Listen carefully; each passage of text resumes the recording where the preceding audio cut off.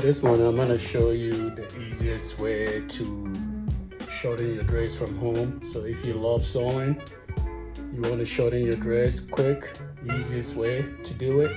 So as you can see, I just pinned this tape from the neckline all the way to the bottom.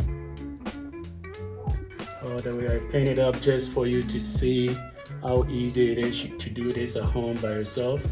So right now, this dress right there, I'm about to pin exactly where I'm gonna shorten it. So once you put the pin like that, as you can see, all you have to do is just measure that amount, whatever the amount is, and just cut it out and sew it. Pretty easy. I hope this helped.